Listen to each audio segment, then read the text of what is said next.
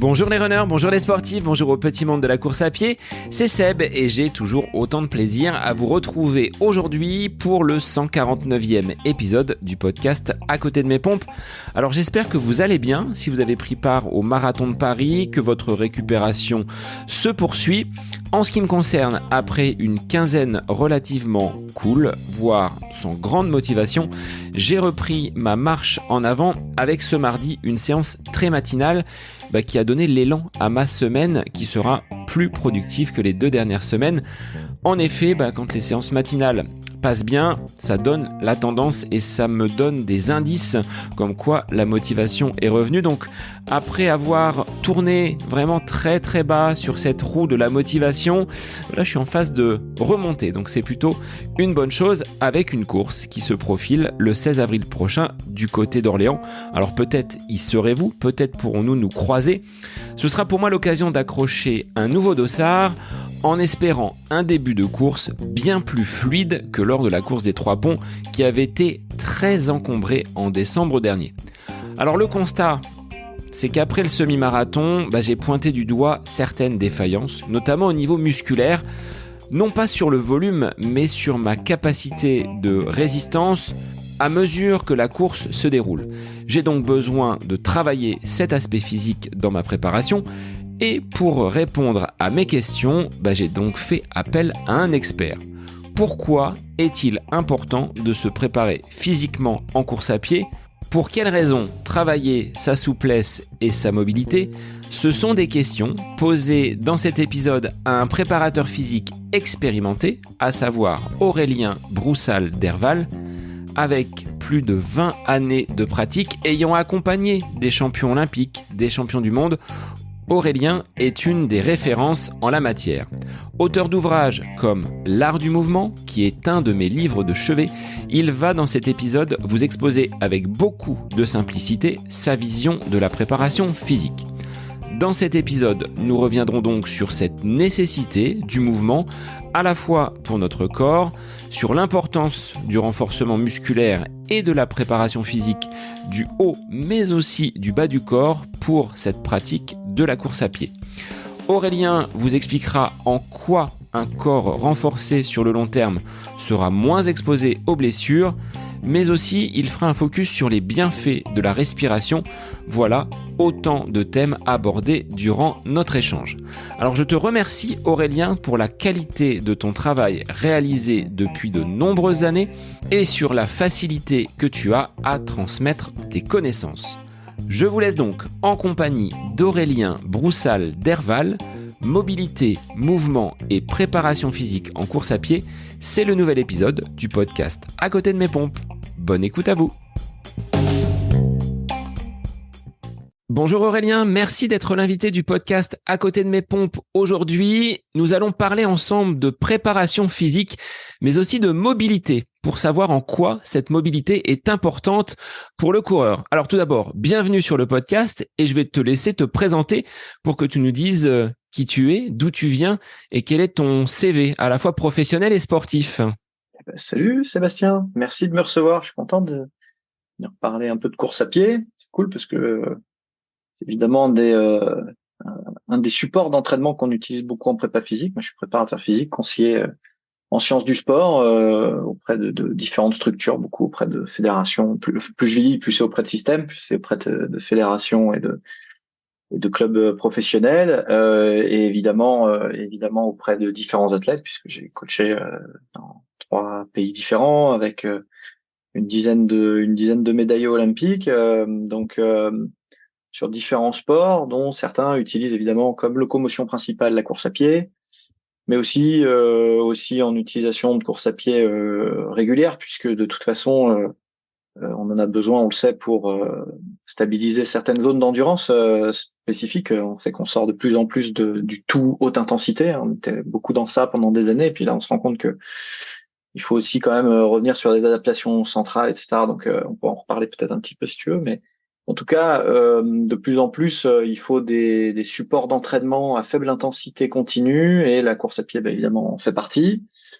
Et puis technique de récupération un peu classique aussi, multisport. Puis moi, à titre personnel, c'est vrai que j'ai toujours couru, j'aime beaucoup courir. J'habite à très très très très proche distance du bois de Vincennes, donc j'aime aller prendre l'air là-bas et courir, entretenir mon aérobie en la matière. Donc c'est vrai que je suis moi-même pratiquant. Est-ce que tu pratiques actuellement ou est-ce que ton mollet te donne du fil à retordre? Bon, alors c'est vrai que là, ces derniers temps, probablement que mon VO2 max c'est pas ce qu'il était. Effectivement, je fais une désinsertion. Pour ceux qui connaissent un peu, une désinsertion du gastrocnémien médial. Je vais faire Ninja Warrior dans une semaine et je m'entraînais sur le méga mur et du coup, bah, on est en dorsiflexion de cheville complète et d'un seul coup, il faut pousser très très fort. Et c'est vrai qu'on est rarement dans des situations motrices comme ça. C'est très très exposé pour les muscles du mollet à se désinsérer ce qu'on appelait avant le jumeau interne qui est du coup qui s'insère sur le solaire.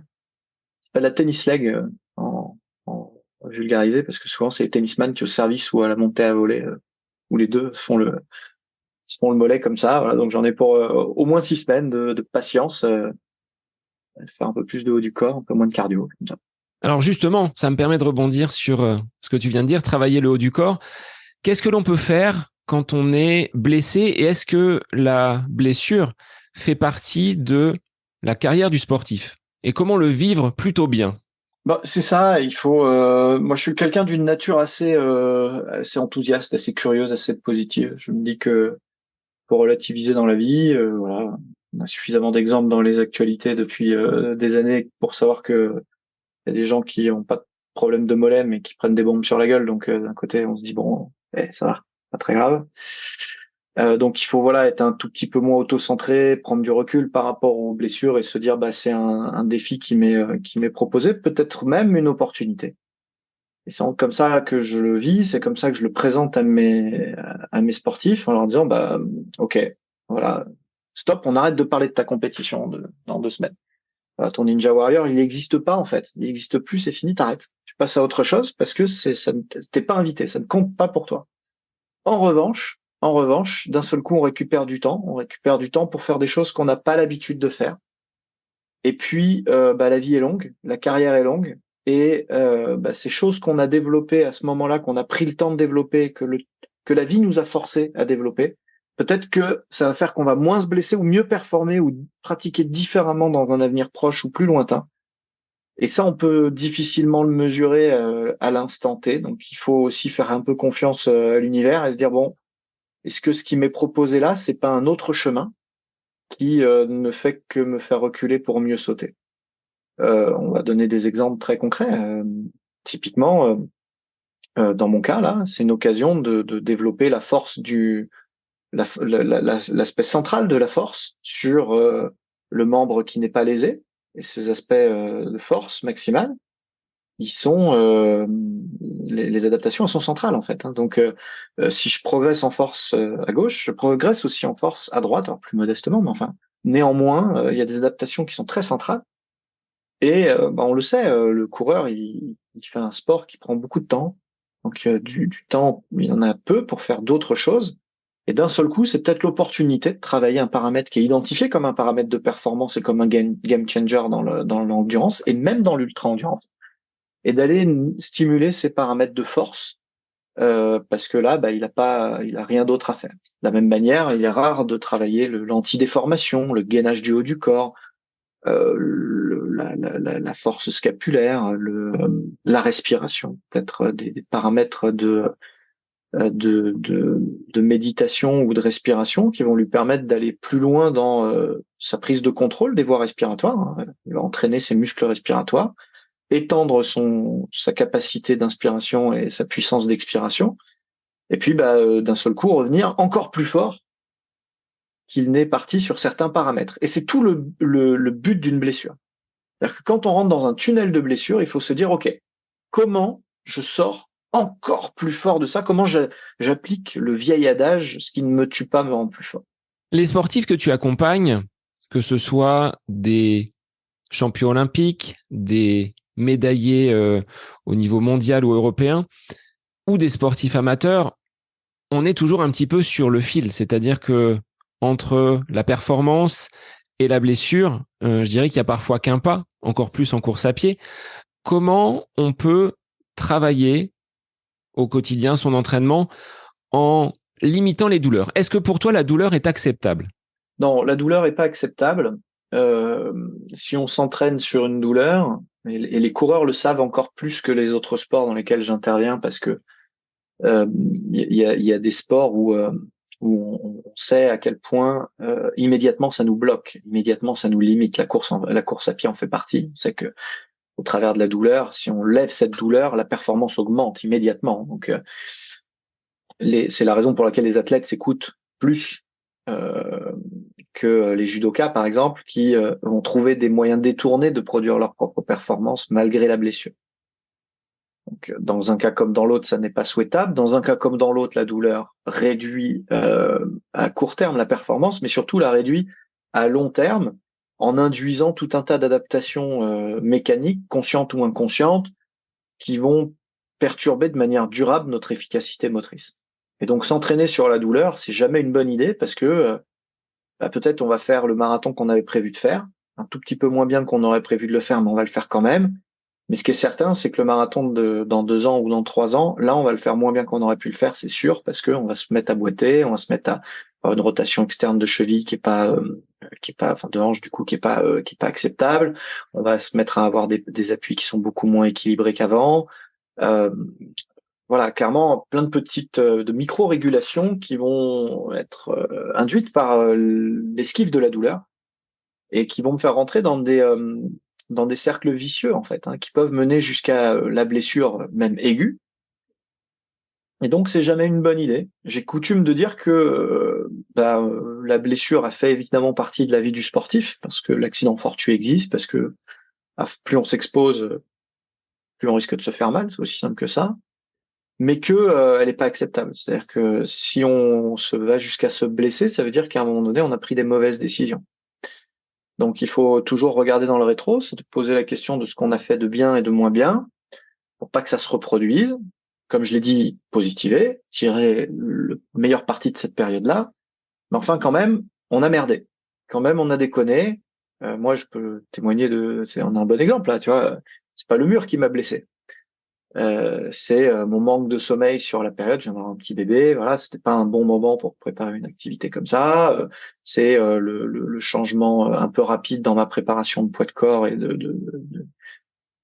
de charge mécanique sur le corps. C'est voilà, c'est tout un tas de facteurs qui sont tangibles en fait, qui sont très qui sont réels, qui sont pas de l'ordre du pas de chance.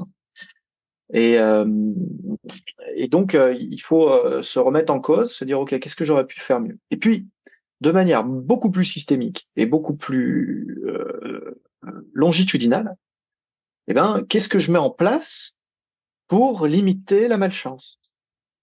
Et là on est dans la prévention, dans ce que les Américains, j'aime bien le terme prehab anglo-saxon parce que c'est l'inverse, pas l'inverse, mais le complément de rehab. Et nous, on est beaucoup dans la réhabilitation fonctionnelle, dans le travail kiné post-blessure, post-opération.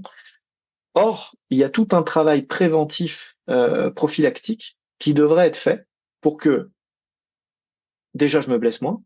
Mais si l'aventure, je me blesse, parce que j'ai marché sur une ronce, parce que je suis un peu plus fatigué, parce que j'ai été un peu plus loin, j'ai fait une erreur de jugement, mon retour à l'entraînement et à la perf soit plus court, parce que justement, j'ai mis en place tous ces protocoles de prehab.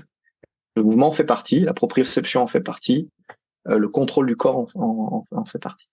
C'est ce que j'allais te dire, quand on est blessé, on va mettre en place des activités que l'on ne fait jamais auparavant. Des exercices de proprio, de renfo, j'en ai fait parce que la cheville était lésée, parce que j'étais à l'arrêt sur le plan de la course à pied. Une fois qu'on a repris, on va dire, cette routine de l'entraînement où tout va bien, on pousse, jusqu'à ce que parfois la machine se stoppe de nouveau. J'aime bien justement cette vision des choses où tu dis on va prévenir. Mais quels seraient pour un coureur à pied les outils, les routines que tu vas pouvoir nous conseiller de mettre en place pour justement que ces douleurs provoquées peut-être par l'entraînement, et peut-être que l'entraînement ne doit pas provoquer de douleur justement s'il est bien calibré, qu'est-ce que tu conseilles de mettre en place comme moyen de prévention ? Ouais. Bon, je vais pas revenir sur l'équipement que vous connaissez tous éveillés à ça. C'est juste une évidence, j'enfonce une porte ouverte. Je vais pas revenir non plus sur la technique de course et l'apprentissage. Bien que, pour courir dans le bois de Vincennes, donc avec plein de Tarzans du dimanche, je vois bien qu'il y a un problème qui est spécifique à la course à pied, c'est que ce serait de l'auto-apprentissage quasiment à 100%, par les gens qui qui ont eu la chance de passer par un groupe de pratique ou un club d'athlètes. La plupart s'ils apprennent la technique, après avoir déjà développé un niveau de course avancé, donc avoir probablement accumulé plein de problèmes techniques. Et donc, peu commencent par des gammes de courses, par apprendre à bien courir comme si c'était un peu spontané. On saurait tous courir, courir, on sait tous courir, mais courir dans la durée avec une démarche de performance et d'amélioration. Là où on apprend à nager, on n'apprend pas à courir, et ça m'a toujours interpellé. Donc ça, c'est un autre sujet, mais qui est énormément lié à la prévention. Énormément. Bon, maintenant qu'on en est là et qu'on a dit tout ça, on se dit ouais, mais ok, j'entends ce qu'il dit le coach, mais bon, le mec il rêve. Moi, je m'entraîne déjà 4 fois dans la semaine, c'est déjà beaucoup. Ça prend sur mon temps de boulot, mon temps de famille, mon temps de détente par ailleurs, d'autres choses. Je vais pas me rajouter de la proprio, je sais pas quoi, de la force.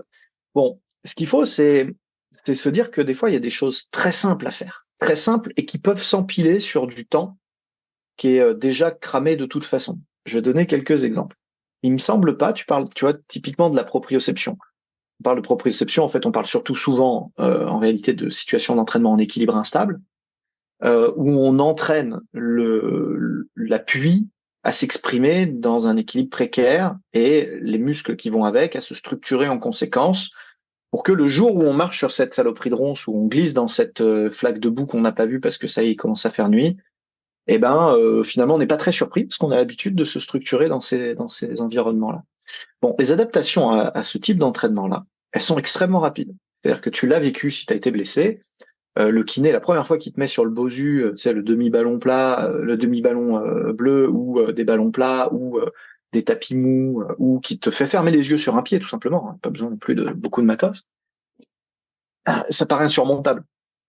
Tu dis putain, mais c'est hyper dur ton truc, je vais jamais tenir ce que tu me demandes. Et puis en fait, en 2 séances, on devient un ninja, quoi. La marge de progression, elle est délirante.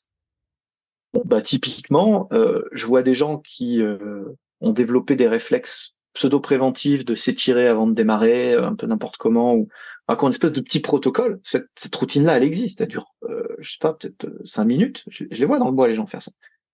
Qu'est-ce qui nous empêche dedans de se mettre sur un pied, de fermer les yeux, de mettre le poids sur l'extérieur du pied, sur le talon, puis sur l'intérieur, puis sur les orteils, faire ça 3 fois, ça prend quoi? 10 secondes, ensuite on fait l'autre jambe. Ça prend rien, ça. Qu'est-ce que ça coûte avant de partir, de mettre ses chaussures, de se masser la voûte plantaire avec une balle? Rien du tout. Au moment de mettre les chaussettes, on se masse un tout petit peu la voûte plantaire avec la balle, ou éventuellement un pistolet de massage si on s'est fait offrir ça à Noël. Et ça prend pas de temps. Quand on est dans les transports en commun, quand on est à l'arrêt de bus ou simplement en train d'attendre sa femme qui est en train de choisir une nouvelle robe ou je sais pas quoi, qu'est-ce qui nous empêche de nous mettre sur un pied et de fermer les yeux quelques secondes? Donc l'entraînement proprioceptif, ça prend pas de temps en fait, c'est faux, ça, c'est pas vrai. La respiration, c'est pareil. Prendre un temps de respiration dans la voiture, dans les bouchons, ou dans le métro en attendant la prochaine station, c'est quelques secondes. Et là, encore une fois, on joue avec le système sympathique, parasympathique pour se calmer ou s'activer. Et puis surtout, si on est sur certains protocoles d'entraînement, on va augmenter notre capacité inspiratoire. Et vous le savez plus que n'importe qui, l'oxygène, c'est une des clés de la performance en course à pied. Donc, il y a plein de choses à faire, très simples, hein, très très simples, très courtes. Et voilà, il y a aucune excuse. Moi, pour la proprio, toi, c'est au niveau du brossage des dents que je l'applique. 3 minutes le matin, 3 minutes le soir. Ouais, super, mais bien sûr. Pourquoi se brosser les dents sur les 2 pieds? Mais bien sûr. Pourquoi garder les yeux ouverts? On n'a pas besoin. Mais évidemment. Ouais, c'est une très bonne idée. Quand tu mets ça bout à bout sur une semaine, sur un mois, tu as quand même un certain volume d'entraînement qui est utilisé sur un moment, comme tu dis, qui est cramé. On se brosse les dents. Donc, autant le mettre à profit. Qu'est-ce qu'on se fait chier en plus quand on se brosse les dents? Là, c'est une occasion de d'un seul coup, c'est un événement. Voilà, c'est une zone d'entraînement qu'on a créée. Tiens, je donne un autre exemple. Je vois bien le nombre de personnes qui regardent des séries sur Netflix. Bon, il y a des gens qui nous écoutent, qui se sont matés Vikings, peut-être, 7 saisons, 21 épisodes par saison. Enfin, je sais pas, je dis n'importe quoi, mais je suis pas loin de ça. Ou Game of Thrones, je sais pas combien de temps ça met au long cours à regarder un truc comme ça. Profitez-en pour faire vos automassages, plutôt que de vous vautrer dans le canapé. Voilà, c'est un temps où on peut empiler sans aucun problème un travail d'automassage et d'étirement, par exemple. C'est même plutôt addictif. Moi, j'ai un coffre dans mon salon avec mes rouleaux, mes balles, mon tapis. Quand on se met un film ou une petite série, la première demi-heure, voilà, je sors mon matos, je fais mon travail. Ça m'empêche absolument pas d'en manquer une miette. Hein, j'ai tout vu sur les Vikings, voilà, c'est super. Et en même temps, j'entretiens ma mobilité. Sur ces automassages, Aurélien, est-ce qu'il y a un bon protocole ou est-ce qu'on le fait à la sensation? Tu disais, au niveau de la voûte plantaire, on prend une balle, on prend les doigts, on prend un rouleau. Est-ce qu'il faut quand même avoir quelques conseils pratiques pour le mettre en place? Alors, le bon ou le mauvais automassage, c'est un peu comme le bon ou le mauvais étirement. Je m'attendais au chasseur. C'est ça. C'est un peu comme le bon ou le mauvais étirement.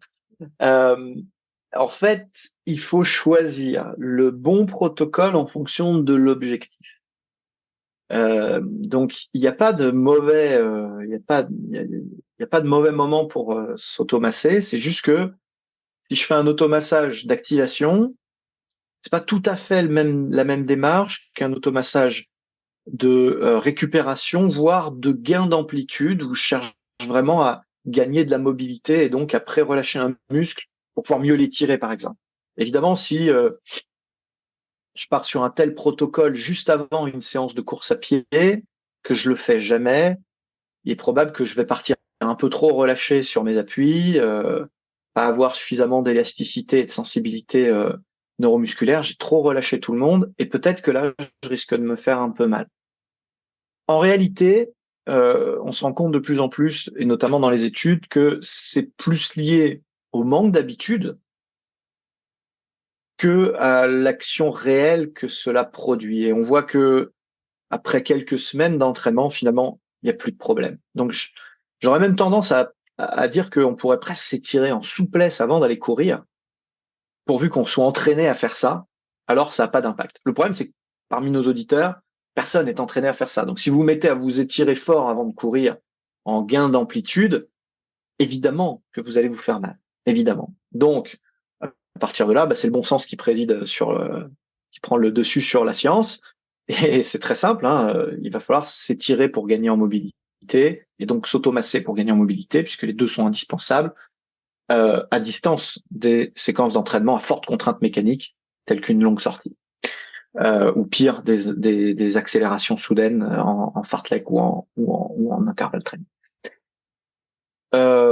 Si on fait un protocole par contre beaucoup plus d'activation, bon, je prenais l'exemple de la voûte plantaire tout à l'heure, on va passer 20 secondes à 1 minute. Hein, on a un repère à peu près autour de 60 secondes pour les étirements passifs avant qu'ils deviennent un petit peu endormissants. On n'a pas trop de repères sur les automassages, mais on peut prendre ce même repère. Bon, si on reste en dessous d'1 minute d'automassage de la voûte plantaire, il est peu probable qu'on se fasse une désinsertion du tendon d'Achille. Hein. Donc, au contraire, même, on va probablement stimuler les capteurs sensorimoteurs et déverrouiller l'ensemble de la chaîne.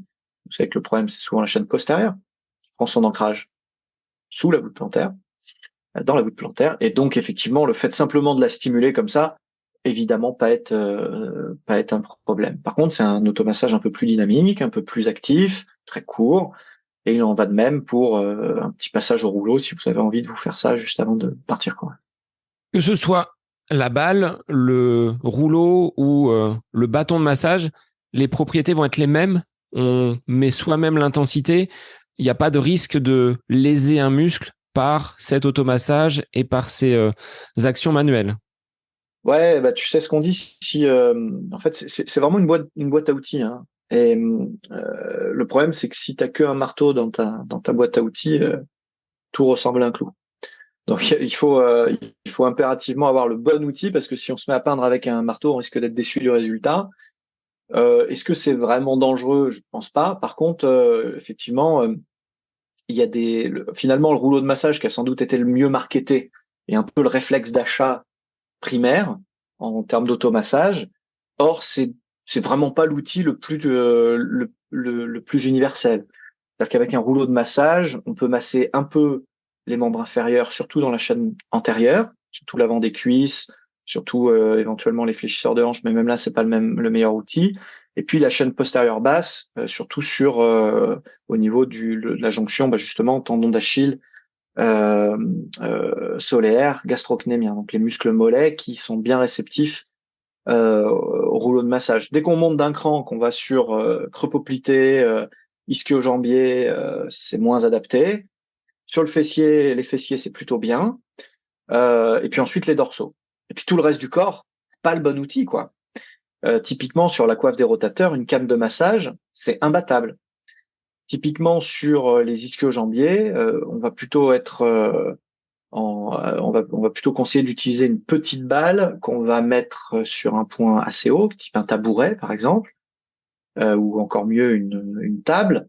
Comme ça, on va pouvoir vraiment mettre de la pression sur ces muscles qui sont épais, qui sont puissants et sur lesquels on a du mal à mettre du poids parce que mécaniquement, quand on s'assied sur un rouleau, on sent il en manque en termes de pression. Et puis en plus de ça, c'est des muscles qui sont quand même assez à projection variée. Hein. On sait on a le demi-tendineux, le semi-membraneux, le biceps qui s'entrechevêtrent, qui se projettent différemment, qui n'ont pas forcément les mêmes zones de tension. Et un rouleau est un peu trop grossier pour arriver à distinguer les zones de tension sur un muscle comme ça. Donc sur un groupe musculaire comme ça. Donc du coup, on va plutôt travailler effectivement avec des balles de gros diamètre si on est au sol, balles de petit diamètre si on travaille sur un tabouret par exemple. Donc il faut en gros avoir je dirais 4-5 outils. S'il y avait un outil le plus transversal, ce serait la balle de gros diamètre. C'est la balle de 12. C'est elle qui sans doute arrive à couvrir le plus d'exercices. Mais en réalité, il faut une grosse balle, une petite balle, un rouleau de massage à minima. Voilà. Avec ça, déjà, on fait à peu près tout. Si on peut compléter par un stick de massage, il faut en prendre un grand, on puisse vraiment explorer un maximum de zones corporelles et le plus souple possible pour qu'on puisse, pareil, ne pas être trop sur de la pression forte, juste de la pression acceptable, modérée, durable, et une canne de massage. Voilà, ça c'est vraiment pour moi l'équipement de base. Et si on prend un rouleau, pareil, pas prendre un rouleau trop dense. On a tendance à se dire que plus dense mieux. Or, et le marketing a été dans ce sens-là, puisque la plupart des grandes marques ont souvent utilisé l'appellation pro pour des rouleaux à haute densité. Et du coup, des gens qui veulent s'équiper au mieux de ce qu'ils peuvent vont avoir tendance à aller vers ça. Or, il faut plutôt faire l'inverse, en fait, aller vers des densités plus modérées de mousse, qui fait qu'on peut rester plus longtemps, profiter, prendre du plaisir, respirer correctement sur le rouleau. Et donc, je recommande plutôt ça. Oui, il ne s'agit pas que le rouleau accentue les courbatures ou les douleurs. C'est quand même un moment bien-être, un moment que j'apprécie, moi, tu vois, sur l'avant-course ou l'après-course. Avant-course, ça permet de me mettre un petit peu dans ma bulle et de me préparer à la séance, de réfléchir à ce que mon entraîneur m'a proposé comme exercice. Et sur la récupération, comme tu disais tout à l'heure, hein, un petit temps devant la télé, devant une série, devant un reportage, devant une de tes vidéos, ça m'est déjà arrivé également. Ça me permet de redescendre et de retomber un petit peu après l'effort. Moi, j'avais une question, Aurélien, c'est de savoir, justement, par rapport à ces courbatures, à ces douleurs, quelle est la différence? Comment on peut vraiment déceler ce qui est de la douleur de ce qui est la courbature liée à une séance de course à pied qui aura été vraiment très intense? Déjà, tu sais ce que tu as fait. Donc, en règle générale, si tu es honnête, tu les as vus, tes côtes, tu les as vécues. Et ce qui crée de la courbature sont ce qu'on appelle des charges excentriques, quasiment exclusivement, hein, donc surtout sur des coureurs à pied. Donc, ce sont des contractions où les insertions musculaires s'éloignent du centre. Donc, typiquement, en course, ce sont des actions de freinage. Et donc, en général, on est plutôt courbaturé sur les freins du train intérieur. Donc, on est plutôt courbaturé sur la chaîne postérieure et plus particulièrement sur les ischio-jambiers. Alors, évidemment, plus c'est long, plus ça peut se répandre un peu partout, hein, mais c'est quand même la charge excentrique qui en premier lieu impacte les courbatures. Après, c'est vraiment le cumul de tension et de charge qui va produire de la courbature, et on va aller là, on va aller beaucoup plus loin dans les efforts. C'est plutôt des gens qui font des longues sorties qui vont être touchés par ça. Mais finalement, on se rend compte que il y a plus de chances qu'on soit abîmé entre guillemets quand on court régulièrement, qu'on soit abîmé par un intervalle training en côte de 40 minutes que par une sortie de 15 bornes. Donc du coup, quand on regarde son plan d'entraînement, on sait un petit peu ce qui a pu causer quoi. La zone de tension musculaire résiduelle, qu'on peut résumer comme sous le concept de trigger point. C'est un abus de langage méthodologique parce que c'est pas forcément un trigger point. Et moi, j'aime bien parler plutôt de zone d'adhérence. Ça, c'est un petit peu plus spécifique et un petit peu plus discret. C'est-à-dire que il y a des zones d'adhérence et donc de douleur qui sont passives et qui ne vont se révéler qu'à la palpation. Et puis il y a des zones qui sont actives et qui donc vont être en permanence en train de générer de la douleur. La grosse différence avec une courbature, c'est qu'elle est décorrélée d'une séance difficile. Et la deuxième grosse différence, c'est qu'elle est ultra localisée, c'est-à-dire que les courbatures, en règle générale, on n'est pas courbaturé juste des ischios gauches. Puis on a fait du frein, on l'a fait, sauf si on a fait des multibonds ou des choses comme ça, mais là on sort de la course à pied classique. Donc, en règle générale, chez le coureur, du coup, elle va être localisée. On va se retrouver avec un point dans la fesse, un point dans l'ischio, un point dans le quadri, et ça, bah, typiquement, c'est probablement ce qu'on appelle un point gâchette. Alors, un point gâchette, donc un trigger point, c'est quoi? C'est un petit peu, je prends toujours l'image de la chevelure d'une petite fille. On passe le peigne dedans, et de temps en temps, ça bloque. Là, on a un nœud. Bah, c'est un peu ça qui s'est passé. Il y a peut-être des fois des dommages, mais on sait pas bien. Hein. Souvent, c'est lié à des dommages musculaires cumulés ou anciens, résiduels, qui se restructurent de manière un petit peu chaotique, et on se retrouve à avoir un enchevêtrement de fibres qui finalement forme un nœud qui va grossir, qui va devenir de plus en plus dur, de plus en plus tendu. Et donc, c'est une zone d'adhérence ou de tension qui devient carrément déclencheur de douleur à la palpation ou même de manière permanente. Cette douleur, elle peut être localisée, j'appuie, j'ai mal, j'appuie pas, j'ai mal, juste à l'endroit, ou déportée, j'appuie, j'ai mal ailleurs. Et c'est pour ça qu'on dit toujours, quand vous avez mal quelque part, traiter au-dessus, en dessous, parce que peut-être le point d'activation et de problème, il est ailleurs et au-dessus ou en dessous. Donc typiquement, vous avez mal à la fesse, c'est bien d'aller voir ce qui se passe à l'échelon lombaire, c'est bien, et puis peut-être abdominaux, parce que le transverse, le psoas, il est traversant, donc peut-être c'est bien de voir toute la zone, et puis de regarder aussi au niveau des ischios si on n'a pas là aussi un truc qui cloche. C'est pas rare. Et donc on a ce nœud qui se forme dans les cheveux de la petite fille, et nous on voudrait passer le peigne de manière fluide. Donc là on a deux solutions, hein. Soit on tire dessus, on arrache le nœud, une fois pour toutes, soit on met du démêlant, on brosse un peu avec la brosse douce, puis la brosse un peu plus forte, puis le peigne.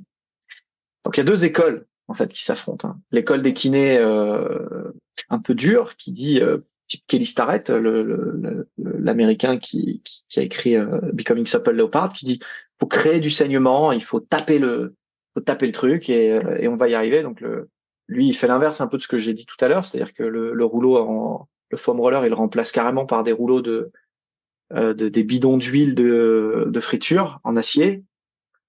Et puis il y a l'autre école, l'école plus dans laquelle je m'inscris, qui dit je pense que c'est un moment qu'on passe avec soi-même, un moment de bien-être. On prend le temps qu'il faut pour démêler le nœud, et ce dont je suis certain, c'est que si on prend ce temps-là, on arrive à le démêler, et que donc on arrive à mieux le placer avec de la respiration, de manière plus durable, et on arrive à régler le problème comme ça.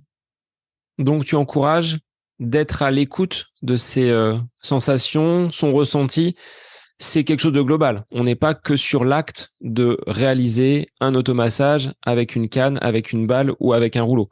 C'est bien plus Non. complet. Et peut-être qu'on parlait de stress tout à l'heure, l'environnement familial, professionnel peut jouer peut-être sur l'apparition de ces triggers. C'est évident. Notre héritage cartésien fait que on dissocie systématiquement le corps et l'esprit. C'est une erreur fondamentale. Fondamentale, hein. On le sait, les gens qui ont vraiment été au bout de leur effort savent à quel point le mindset peut aller jusqu'à leur sauver la vie. Et on transcende la physiologie par le mindset. C'est une évidence. Et le corps, lui, sait, et il faut l'écouter.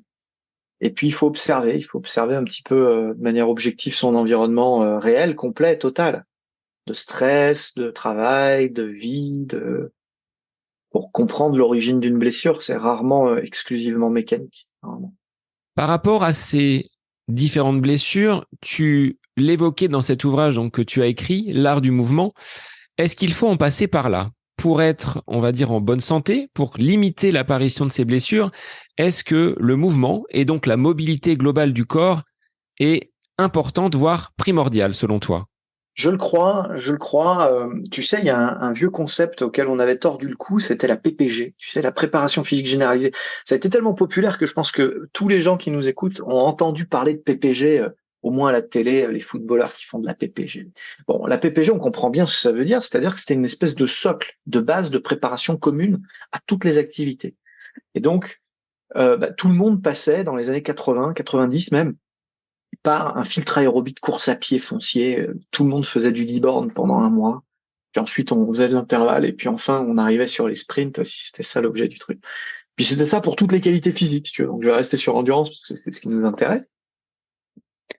Évidemment, moi j'ai tordu le cou à ça en disant mais non, mais c'est absurde. Il n'y a aucune raison qu'on commence pas par la spécifique. Si le but c'est de faire du foot à la fin, si le but c'est de faire du 1500 à la fin, peut-être on passe par des phases plus de volume et d'intensité, mais autour de cet objectif-là du 1500, ça sert à rien de faire du marathon. C'est pas le même sport, tu vois. On perdait du temps. Et donc je reste persuadé de ça. Par contre, en fait, je ressors mon concept de PPG de la naphtaline et je dis mais non, mais en fait la PPG, c'est le mouvement équilibré. La PPG, c'est l'absence de raideur ou de contraction inadaptée. C'est prendre le contrôle de toutes les constantes du corps. Donc dedans, on pourrait mettre la mobilité au sens large, hein, donc c'est l'application de la force et de la souplesse au mouvement contrôlé. Vraiment ça, la mobilité, c'est pas plus de la force que de la souplesse, c'est être mobile, c'est être capable de contracter tous les muscles qui doivent se contracter dans le bon registre et d'étirer tous les muscles qui doivent s'étirer dans le bon registre. Il n'y a rien qui freine le mouvement efficace. C'est ça, être mobile. C'est l'équilibre et la qualité des appuis, qu'on va regrouper sous le terme un peu marketing de proprioception. Et puis, c'est la respiration. Pour moi, c'est les trois piliers fondamentaux de la PPG. Tout le monde, pour être en bonne santé et le moins exposé possible à la blessure, devrait être en contrôle total de ces trois paramètres-là. S'il y en a un qui est défaillant, si on respire mal, par exemple, parce que, et là on revient du concret, parce que on est stressé au boulot, parce qu'on s'est disputé avec sa femme, pour plein de raisons, le diaphragme y remonte, on passe en respiration de survie, en respiration claviculaire, en respiration permanente, coûteuse sur le plan énergétique et sur le plan émotionnel, on s'ancre peu à peu dans un système sympathique de stress, et on n'est jamais en repos cognitif et physiologique. Résultat des comptes, on peut se blesser ou aller jusqu'à un surmenage, un burn-out. Et on peut avoir le raisonnement pour chacun des paramètres. Sur le mouvement, c'est pareil. Sur l'équilibre et la qualité des appuis, c'est la même chose. C'est ce qui explique qu'une partie du vieillissement est accélérée parce que on perd le contrôle des appuis, on perd les capteurs de la voûte plantaire, et donc du coup on se penche vers l'avant parce qu'on bascule en stratégie de hanche pour prendre des repères plutôt qu'en stratégie de cheville. Donc on fond du dos et ensuite on prend une canne. C'est dans cet ordre-là que ça se fait. Pas la fonte musculaire qui intervient parce qu'on est devenu vieux. Il y a des vraies raisons à la base qui sont de l'ordre mécanique d'entretien des piliers de la performance mécanique humaine et qui peuvent être de sources complètement psychologiques parce que peut-être on prend plus des bons abus, peut-être parce qu'on a peur. C'est souvent ça, personnes âgées.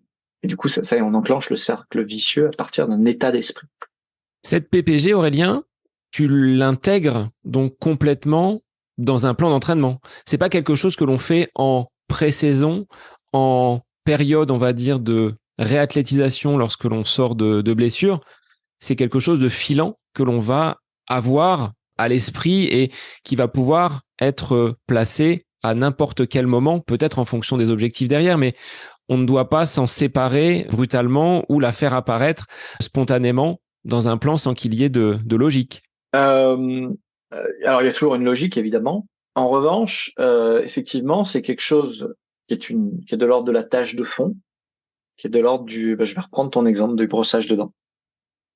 C'est pour ça que c'est bien mélangé avec ça, parce que effectivement, ça fait partie du maintien de l'entretien de la machine, si tu veux. Ça n'empêche pas c'est pas parce que tu t'ouvres ton capot de temps en temps que t'emmènes pas ta bagnole en révision.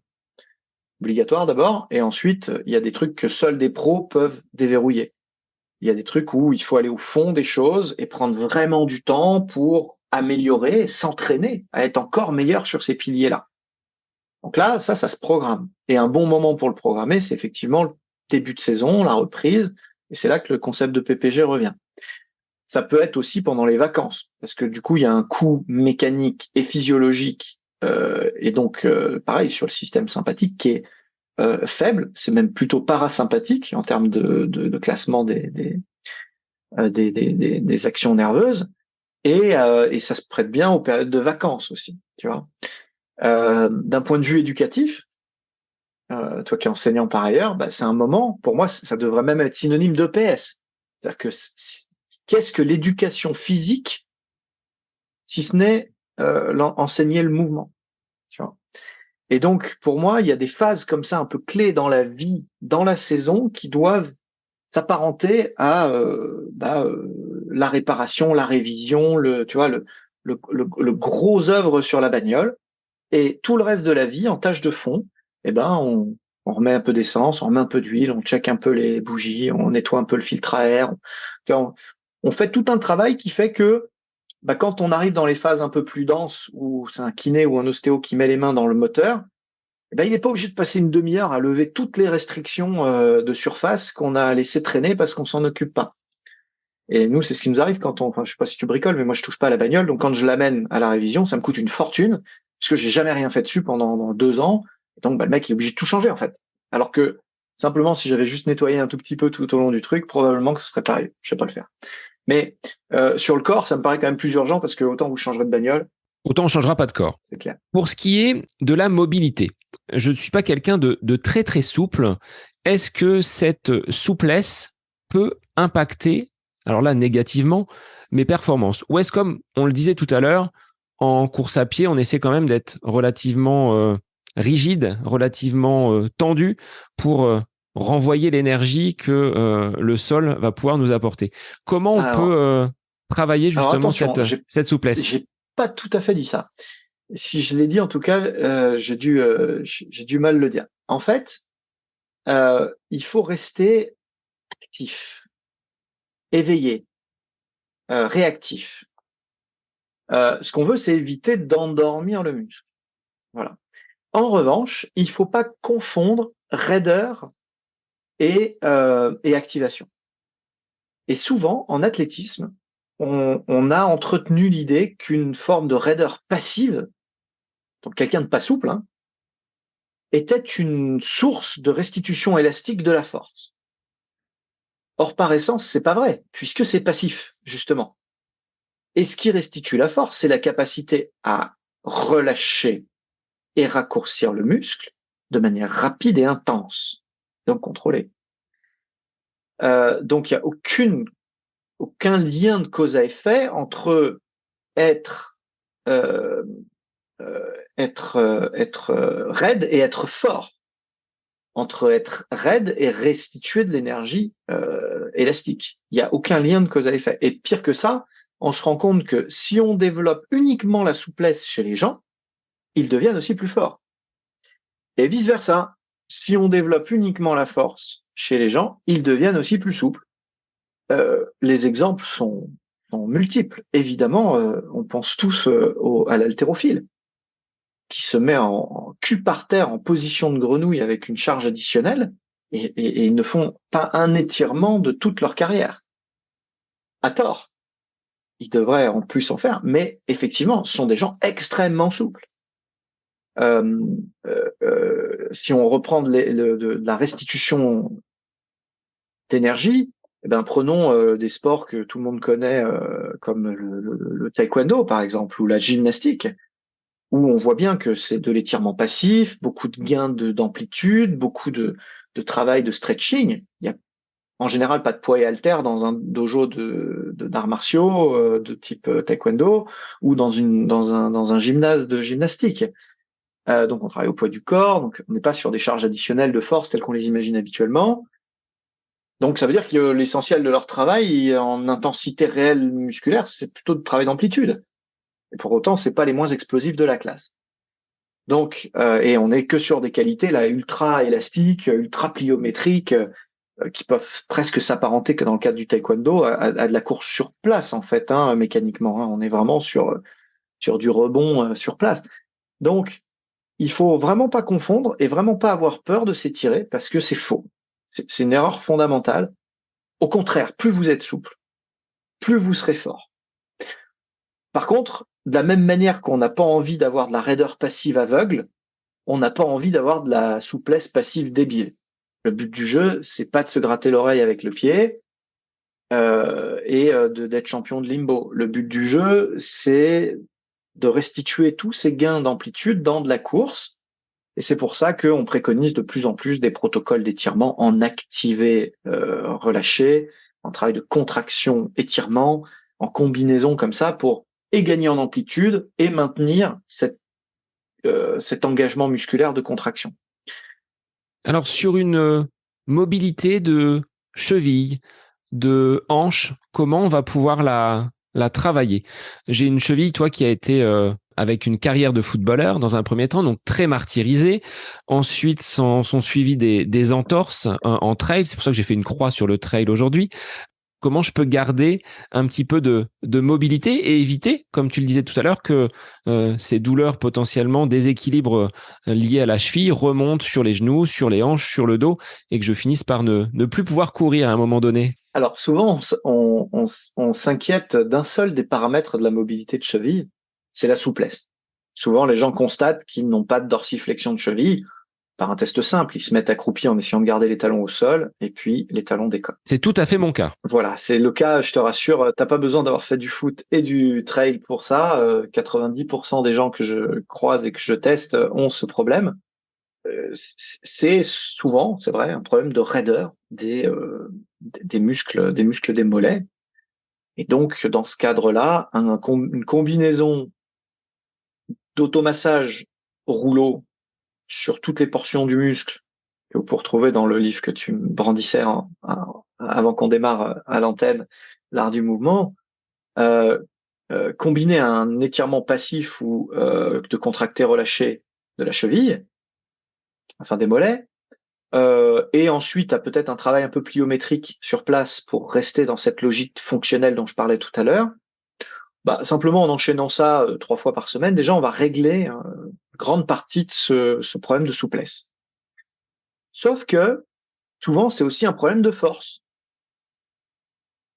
Typiquement, on sous-estime l'impact d'un muscle comme le tibial antérieur, par exemple, dans la dorsiflexion maintenue ou active de cheville, qui est très peu entraîné. Et donc là, il faut le renforcer. Alors on peut le renforcer avec un élastique, simplement en s'entraînant à faire des dorsiflexions en position assise avec un élastique tendu devant nous. On peut mettre son pied sous quelque chose de lourd et puis chercher à le soulever ou à le faire tomber. On peut encore une fois faire des gammes athlétiques. Faut pas sous-estimer la créativité des entraîneurs au fil des âges pour entraîner les paramètres spécifiques, notamment tous les exercices de franchissement de haies en dorsiflexion active de cheville, avec un gros travail de réactivité au sol, de griffer, etc. Tout ça, ça entraîne le tibial antérieur évidemment. Et puis il y a les situations de posture passive où on va simplement se mettre en position accroupie de manière prolonger, à chercher à garder l'équilibre et à pas tomber sur les fesses. Donc là, évidemment, au départ, c'est pas très long. Les orteils se relèvent, et puis peu à peu, on arrive à les garder au sol et à plus tomber vers l'arrière. Alors on peut s'aider d'un TRX, c'est une sangle qu'on accroche à une porte, par exemple. On peut s'aider d'un élastique qu'on accroche à un espalier en hauteur ou pareil à une porte en hauteur, qui nous permet de nous alléger un petit peu et de garder la position au départ, alors même que notre tibia est pas capable, enfin les muscles antérieurs des tibias sont pas capables de faire le job de nous garder en équilibre. Et puis il y a un dernier bastion qu'on oublie souvent, enfin il y a deux derniers bastions. Le dernier bastion principal, c'est celui de l'appui, de la qualité de l'appui. Donc encore une fois, qualité proprioceptive du pied, qualité d'équilibre du pied, qui se développe notamment par de la stimulation. Donc simplement appuyer sur la voûte plantaire, la stimuler, passer du temps à marcher à pieds nus chez nous. Alors, autant je suis pas très branché ultra minimalisme en course à pied, pour des problèmes de contraintes mécaniques, autant c'est pas incompatible avec par exemple une volonté de stimuler la voûte plantaire en marchant pieds nus le plus possible à la maison, au bureau quand c'est possible, voilà, de stimuler la voûte plantaire, stimuler avec une balle de massage, avec un pistolet de massage, avec les doigts, s'automasser les pieds pendant un coup de fil, pendant un film, il y a plein d'occasions de le faire, plutôt que de rester passif. Et puis le dernier point, c'est simplement l'apprentissage moteur. Si les gens arrivent pas à se mettre accroupis, c'est peut-être simplement qu'ils savent pas le faire. Donc il faut aussi envisager cette possibilité-là et que voilà, prendre le temps de se faire coacher un petit peu pour récupérer une dorsiflexion, une triple flexion même. Hein. C'est pas que la dorsiflexion de cheville qui est en cause, une triple flexion de hanche, genou, cheville. Par rapport à ce que tu évoques là, Aurélien, tu parles de TRX, tu parles d'élastique. Pas besoin forcément d'aller soulever de la fonte et des poids. J'ai cette problématique-là aujourd'hui, puisque un ami tenait une salle de sport, mais le Covid a eu raison de la santé financière de son entreprise, donc il a fermé rideau, et je me retrouve avec ce petit matériel, donc des élastiques, un TRX, une petite barre avec quelques poids. Est-ce que ça suffit pour se préparer physiquement en course à pied? Est-ce qu'un travail au poids de corps va déjà avoir des impacts bénéfiques sur notre pratique? Je vais même aller plus loin. Ça peut déjà être redoutable en termes d'impact, hein, parce que on considère que le fait de travailler au poids du corps fait qu'on travaille finalement sans charge. Or, il suffit d'avoir pris 10 kilos dans sa vie pour bien se rendre compte que ils sont là, ils comptent. Et donc le poids du corps est une charge, évidemment, et on n'est pas tous égaux devant l'adversité en la matière. Donc effectivement, il faut bien avoir ça en tête. Je donne un exemple très simple. Si on fait des pompes, par exemple, ce qui est arrivé à peu près à tous les gens qui nous écoutent, on travaille à peu près avec, disons, 20-25%, ça dépend de la façon dont on fait la pompe, mais 20-25% de décharge par rapport à son poids de corps. Bon, moi, je pèse environ 79 kilos. Quand je mets un dynamomètre de force sur un capteur sur un TRX, que je me mets en position de pompe, donc très déchargé par rapport à une pompe classique, puisque je suis en suspension, je suis déjà à 62 kilos. Ça ne viendrait à l'idée à personne de commencer le développé couché par une barre de 62 kilos. Et d'un seul coup, on prend la mesure de l'absurdité de commencer par du poids de corps en se disant que c'est plus facile, que c'est plus accessible. Non, on peut faire de la force max au poids du corps. Tout est question de tempo, tout est question de mouvement, d'activation, de respiration, de plein de choses. Donc c'est très efficace, et c'est presque l'inverse de ce qu'on est en train de dire là, c'est finalement ça peut être trop efficace. Il faut faire attention et être prudent, progressif en la matière, parce qu'effectivement, faire des squats juste au poids du corps, des flexions de jambes juste au poids du corps, ça peut déjà, pour des gens qui n'en font jamais, créer des courbatures, déjà nous mettre dans une situation d'adaptation intense. Donc, faut pas hésiter au contraire à décharger le poids du corps. Par exemple, en utilisant une bande élastique qu'on va accrocher en hauteur, qu'on va se mettre en bretelle pour faire une série de 10 squats propres au poids du corps en décharge. Très vite, évidemment, on va l'enlever, mettre un élastique plus léger, puis l'élastique, puis éventuellement une petite barre ou passer sur une seule jambe. Voilà, mais il faut aménager le poids du corps. C'est pas neutre comme charge. Je pense qu'il faut aussi une connaissance du mouvement. On voit beaucoup de personnes, et tu le disais tout à l'heure, les Tarzans du bois de Vincennes, comme tu les as appelés, faire parfois des mouvements qui ne sont peut-être pas corrects. Il vaut peut-être mieux passer par des mouvements simples, mais bien maîtrisés, que par des mouvements compliqués, mais qui vont être plutôt délétères pour le sportif et pour sa pratique derrière. C'est vrai.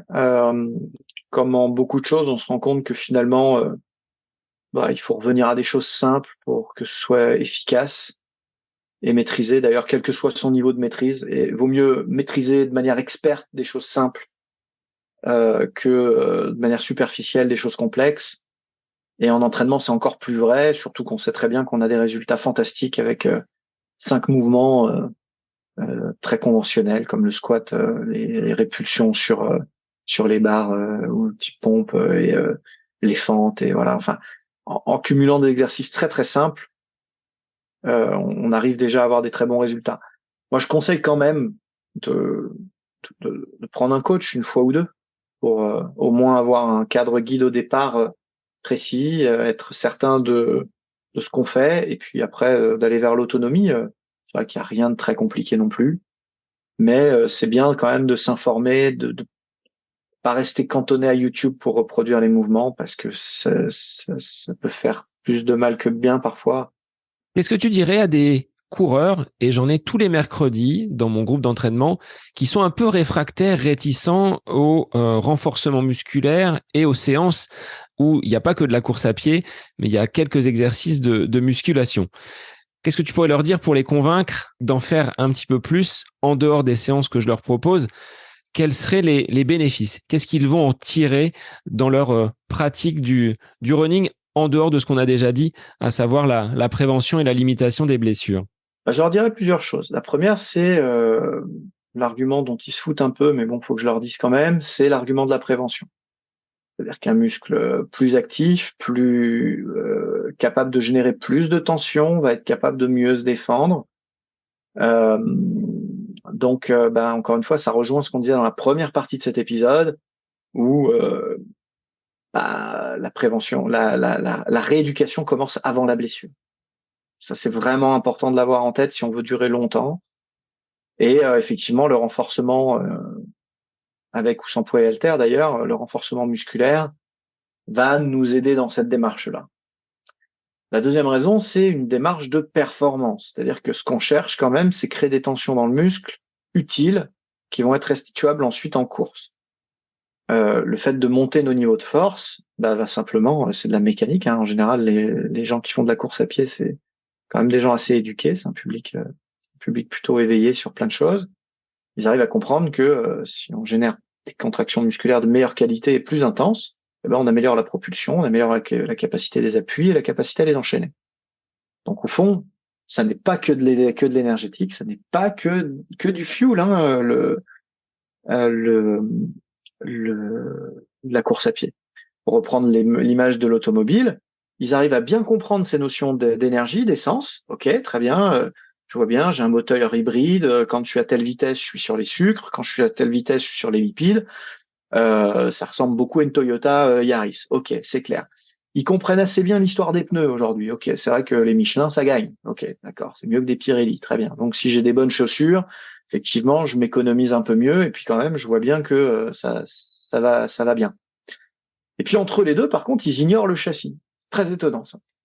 Très étonnant. Comme si le châssis avait pas d'impact du tout sur la performance, alors même que ce qui va justement impacter des facteurs de perf technique, l'enchaînement des appuis, c'est de la technique, mais qui est alimenté par de la mécanique. À la fin, on est des poulies et des leviers. Donc, qui sont mus par un double moteur énergétique et qui sont ensuite transférés au sol par de la pneumatique. Mais au milieu, c'est bien le châssis. Et donc, il faut l'optimiser, ce châssis, et c'est par la charpente musculaire qu'on le fait. Alors, il ne s'agit pas de devenir Schwarzenegger, on l'a tous vu courir dans les films des années 90, c'est pas une bonne idée. Il faut garder une masse musculaire suffisamment légère, tout simplement, parce qu'il n'y a pas besoin d'armure, on va pas être impacté comme un rugbyman ou comme quelqu'un qui fait des sports de combat. Il y aura vraisemblablement pas de chute, donc a priori il n'y a pas besoin de cette espèce de d'armure, ouais, qui protège des coups et des coups divers et variés. Et c'est tant mieux parce que ce qu'on cherche, c'est quand même un rapport poids-puissance optimal.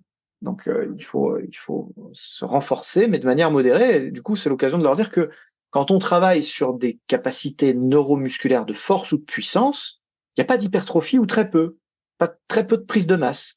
On n'épaissit pas les fibres musculaires. Par contre, on travaille plutôt sur la commande nerveuse, sur la commande motrice, sur l'activation des cellules musculaires, qui va générer plus de force, et ça change pas significativement la composition musculaire, c'est plutôt la façon dont est transmise l'information qui va être impactée.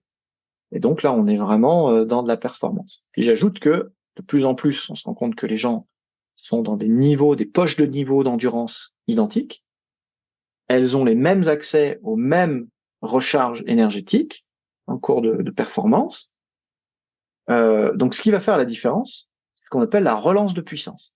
C'est être capable mécaniquement de relancer des actions à haute intensité en cours de cycle. Alors c'est vrai dans toutes les disciplines d'endurance, encore plus dans les disciplines un peu fractionnées comme le triathlon ou l'Ironman, où il y a quand même des phases où on va changer d'activité. Donc là, c'est une relance de puissance tous azimuts. Et là, les qualités de force-vitesse sont importantes, même si évidemment c'est pas sur des niveaux de fraîcheur comme on les a en sprint, comme on les a sur du 100 mètres, mais n'empêche que celui qui va pouvoir reprendre les 2-3 dixièmes qui vont le remettre dans la course, eh ben c'est celui qui va avoir cette capacité neuromusculaire à relancer la machine encore. Et voilà les arguments que je leur déploierais s'ils m'écoutent jusque-là. Est-ce qu'il faut, quand on est coureur à pied, là tu vas répondre avec ton regard de coach, absolument travailler les jambes? Parce que beaucoup nous disent, en course à pied, je suis déjà sur mes jambes, donc je les travaille. Est-ce qu'il faut, là aussi, avoir un travail spécifique pour le bas du corps? Je connais ta réponse, mais on enfonce des portes ouvertes là. Ouais, encore que pas sûr, parce qu'effectivement, beaucoup de gens sont complètement persuadés que l'athlétisme, la course elle-même suffit à se renforcer, et ils ont raison. Ils ont raison, puisque il y a encore des tonnes d'Éthiopiens qui gagnent les championnats au plus haut niveau sans avoir jamais touché une barre de leur vie. Donc évidemment qu'il y a plusieurs chemins pour faire de la performance, bien évidemment. Mais d'abord, tout le monde n'est pas un extraterrestre. Donc à un moment donné, si on est limité, quand on n'est pas fort, faut être malin, hein, c'est ce qu'on dit. Donc du coup, quand on est limité par ses capacités et qu'on sera jamais à 20 km/h sur le marathon, eh ben il va falloir trouver des moyens de rattraper. Voilà, on a le VO2 max qu'on a. À un moment donné, on peut le pousser un peu, on peut l'entraîner un peu. La fréquence cardiaque maximale, elle va pas en s'améliorant. Donc les marges d'adaptation, elles sont pas non plus infinies. Donc il va falloir trouver des gaps dont on va pouvoir s'emparer. Et la force en fait partie parce que là, pour le coup, tout le monde peut progresser. Et ça inclut le haut du corps, parce qu'effectivement, on le travaille jamais. Donc, je voudrais rassurer les gens en disant que si vous faites de la force sur le haut du corps, vous n'allez pas devenir plus lourd. C'est une erreur fondamentale de croire ça. Par contre, encore une fois, l'opposition bras-jambes, elle est réelle. L'antidéformation, anti-rotation, elle est réelle. Et si vous êtes plus fort, plus gainé du haut du corps, eh ben, vous êtes capable d'enchaîner les appuis de manière plus efficiente, plus efficace. Et donc, ça va vous servir. Donc, musculation du haut du corps, modérée, évidemment, dans le cadre du temps dont on dispose, parce que on a besoin de temps pour courir et c'est quand même ça la priorité. Donc, ça ne reste qu'un complément. Et sur le bas du corps, un travail combiné d'appui et d'équilibre instable, parce que la force s'exprime aussi dans cette proprioception, dans cet équilibre instable, et de renforcement purement mécanique qui va me permettre de générer des appuis plus efficaces, de les enchaîner plus rapidement, et indépendamment du pipe énergétique qui m'alimente et que je vais continuer à entraîner par la nutrition et l'endurance, eh ben, je vais être plus efficace sur chacun de mes appuis. Quels seraient, Aurélien, tes 3 ou 4 exercices adaptés aux coureurs pour qu'ils puissent intégrer du renfort dans ces séances? Alors, soit en marge d'une séance de course à pied, soit comme le fait Fabrice Kuhn dans les séances corsées de Paléophyte. Très bon livre, je pense que c'est son dernier, sur le Paléophyte et sur la paléonutrition. Écoute, moi, je suis partisan du réalisme. C'est-à-dire que maintenant qu'on a dit tout ça, et j'espère qu'on a convaincu plein de nos auditeurs, reste le challenge insurmontable quasiment du temps. Parce que là, par contre, on fait pas ça en se brossant les dents. Et donc, à un moment donné, il faut quand même être face à une charge ou un espace-temps où on va pouvoir faire plusieurs séries d'affilée. Donc, au plus, de mon point de vue, on arrive à être dans un entraînement fonctionnel, polyarticulaire, global, qui mélange un peu de tout, un peu de force, un peu d'équilibre, un peu de gainage, un peu d'antidéformation. Au plus, c'est réaliste et on peut le mettre back-to-back avec une petite séance si on a que 3 entraînements par semaine, ou au cours de séances dédiées si on a plusieurs séances par semaine ou qu'on a carrément des blocs d'entraînement qu'on va pouvoir utiliser. Rappelons-nous que la contrainte mécanique, elle est quand même importante en course à pied et que prévoir des semaines comme ça de décharge mécanique où peut-être on va faire d'autres choses sans attendre de se blesser, eh ben ça peut être une solution intéressante. Vous l'avez tous expérimenté. Des fois, quand on revient de vacances, on n'a pas couru, on est un peu frustré pendant plusieurs jours et on reprend et en fait, on est mieux que quand on est parti. Alors, c'est évidemment lié à des paramètres de récupération, de fraîcheur. C'est lié à des paramètres psychologiques d'envie, mais c'est lié aussi à des paramètres de mécanique de retour à l'état neutre en fait, hein, au niveau mécanique. On a laissé un peu le corps se reposer. Et pour autant, on en avait soupir, on n'était pas vraiment fatigué en fait. C'était pas des phases où on était épuisé. Donc peut-être que programmer habilement des phases où on fait du renfort, ça peut être intéressant. Pour l'immense majorité d'entre vous, j'imagine que le plus cohérent, c'est d'avoir une petite séance dédiée qui dure pas très longtemps. Là aussi, il faut pas se les coachs de fitness ont des repères rationnels qui sont dans leur univers à eux, et donc vous dire qu'il faut faire 1 heure et demie de séance en quoi on progresse pas, c'est faux. Si vous avez 20 ou 30 minutes pour faire 3 exercices, c'est déjà très bien. Et ça peut être fait à distance des séances. Et en plus de ça, on peut se rajouter un petit exercice finisher sur certaines sorties courtes de renfort. On est chaud, on est dans le rythme, on fait un petit peu d'endurance de force sur un finisher, ou un travail de force à haute intensité, entre guillemets, hein, disons des charges, des séries courtes plutôt de force, juste avant de commencer la course. Et du coup, ça fait des petits modules comme ça qui rajoutent 5 minutes sur l'entraînement, ça mange pas de pain. Et en termes d'exercices, je favoriserais des exercices à unilatéraux avec des enchaînements d'arabesques sur une jambe enchaînée avec une montée de genoux, avec peut-être un poids unilatéral ou simplement un TRX.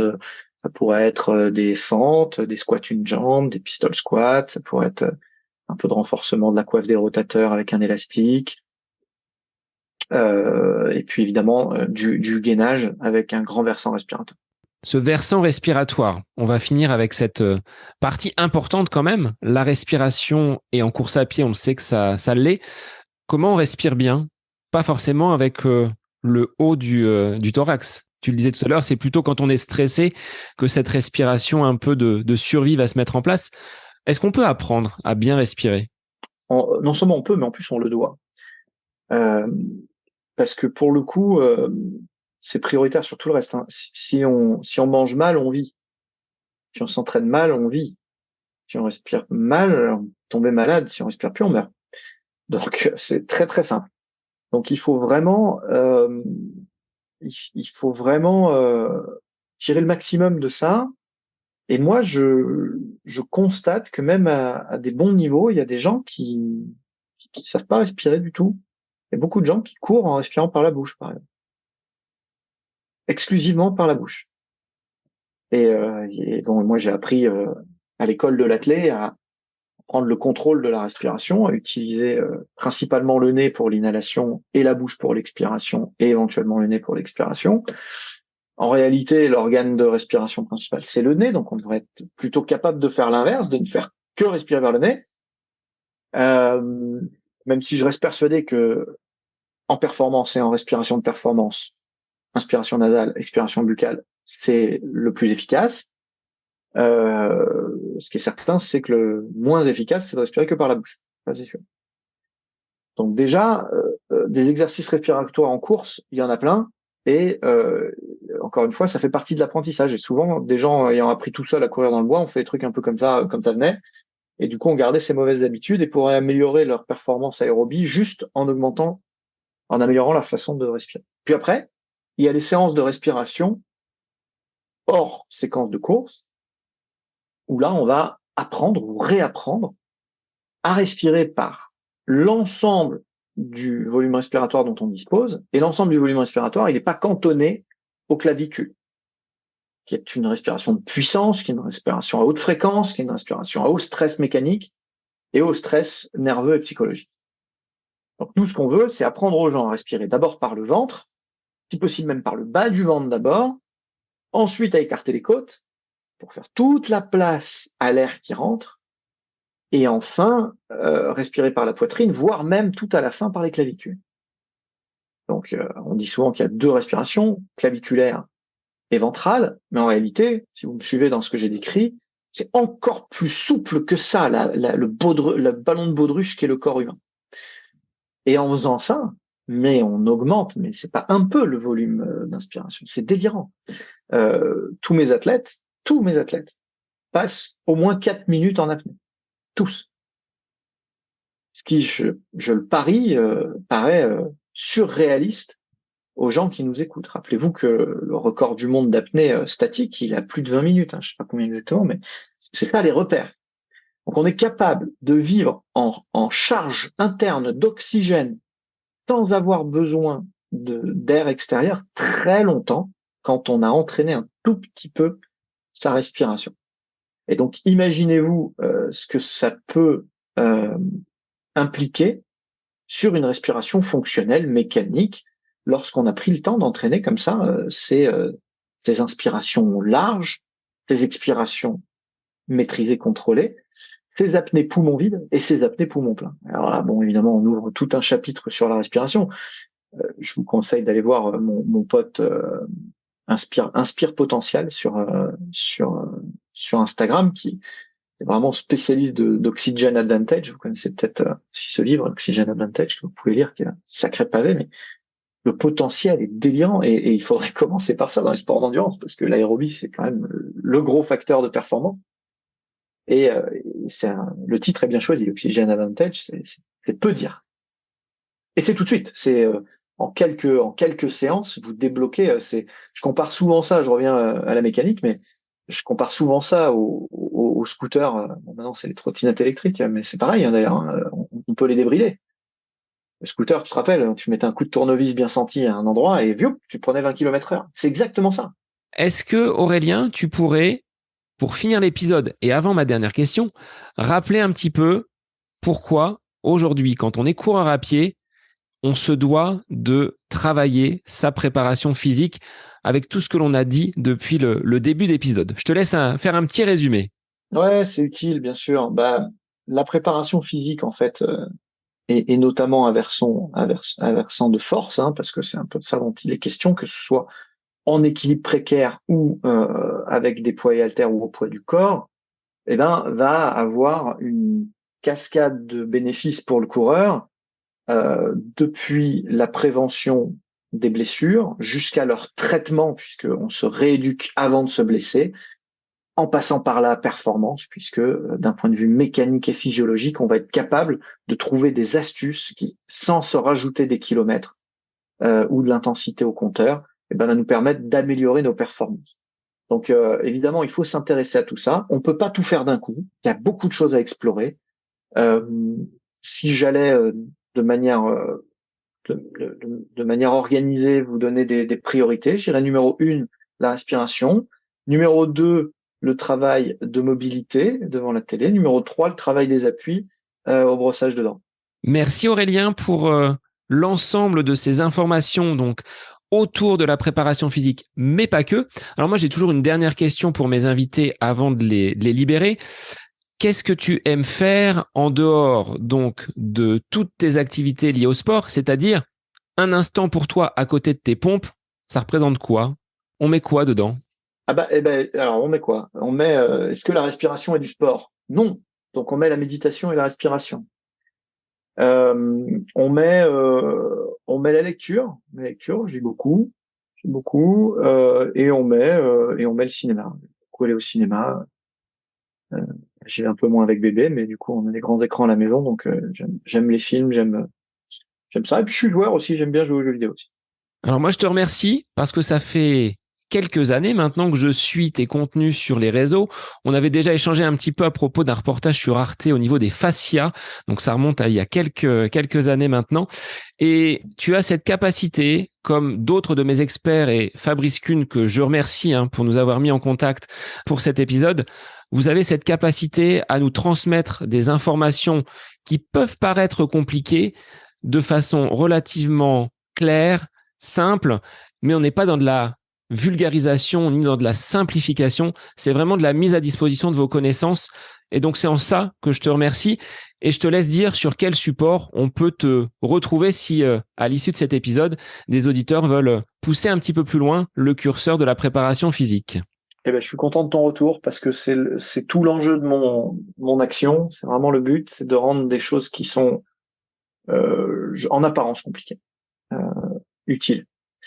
Et si vous voulez en savoir plus, je suis très actif sur les réseaux sociaux. Évidemment, si vous allez sur Aurélien Broussal sur Instagram, sur Coach ABD sur TikTok, ou sur pareil Aurélien Broussal sur LinkedIn ou Facebook, en fonction de vos âges respectifs ou de vos habitudes, vous allez me trouver assez facilement. J'ai aussi un podcast, ABD Podcast, que vous pouvez retrouver et sur YouTube et sur toutes les plateformes, qui est vraiment très axé sur la préparation physique. Et puis, je pense que ce qui vous intéressera le plus dans tout ça, c'est de lire quand même L'Art du Mouvement, qui est sans doute le livre le plus utile pour vous de ceux que j'ai écrits. J'en ai écrit 11. Donc, de tous, c'est celui qui est le plus proche de vos besoins. Et puis, si vraiment vous voulez aller encore plus loin, alors j'ai tout un tas de formations thématiques sur la force, sur la souplesse, sur la mobilité pour plutôt des sportifs très éclairés, voire des coachs professionnels, mais toujours avec cette volonté de rester accessible. Donc, j'ose espérer que tout le monde toutes les personnes qui nous écoutent pourraient suivre n'importe laquelle de mes formations. Eh bien, Aurélien, je te remercie. Je te souhaite une bonne remise en forme avec ce mollet qui te contrarie actuellement. Ninja Warrior, c'est pour la prochaine édition. Alors, tu gardes ton pass pour un prochain événement. J'espère y aller l'an prochain, c'est ça. Mieux préparé, mieux reposé surtout. Merci Aurélien. Et pour les auditeurs, je vous invite à consulter donc ces nombreux supports sur lesquels Aurélien peut vous informer. Et je vous dis à la semaine prochaine pour un nouvel épisode du podcast À côté de mes pompes. Bonne semaine à vous.